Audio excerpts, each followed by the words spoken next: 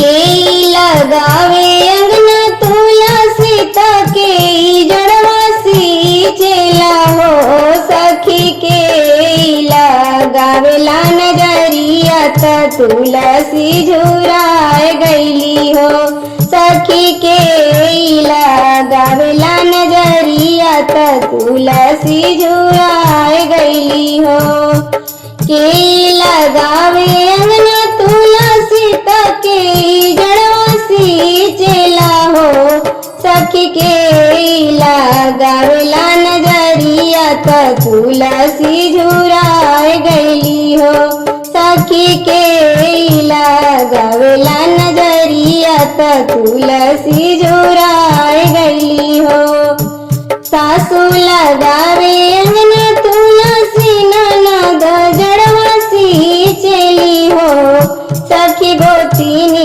लगवली नजरिया त तुलसी झुराए गईली हो सखी गोतनी लगवली नजरिया त तुलसी झुराए गईली हो सासू लगावे अंगना तुलसी ननद जड़वासी चेली हो सखी गोतीनी लगावेली नजरिया त तुलसी झुराए गईली हो सखी गोतीनी लगावेली नजरिया त तुलसी झुराए गईली हो नैहरा में भाई से भतीजा मोरे बाबा बड़े हो सखी तबो नहीं नैहर सुहावना कही मायरिया बिना सखी तबो नहीं नैहर सुहावना कही मायरिया बिना नैहरा में भाई से भतीजा तयरू मोरे बाबा बड़े हो सखी तबो नहीं नैहरा सुहावना कही मायरिया बिना सखी तबो नहीं नैहरा सुहावना कही मायरिया बिना ससुरा में भसुर मोरे 5 देवर 25 बड़े हो सखी तबो नहीं ससुरा सुहावना कही पिया के बिना सखी तबो नहीं ससुरा सुहावना कही पिया के बिना केकरा से नैहर की शोभत के तरह से सासुर हो सखी केकरा बिना लागे सब उदास ससुरा नैहरवा दूनो हो सखी केकरा बिना लागे सब उदास ससुरा नैहरवा दूनो हो केकरा से नैहर की शोभत के रस सासुर हो सखी केकरा बिना लागे सब उदास ससुरा नैहरवा दूनो हो सखी केकरा बिना लागे सब उदास ससुरा नैहरवा दूनो हो नैहरा में भाई भतीजवा सोबे ससुरा में ननदिया सोबे हो सखी पिया बिना लागे सब उदास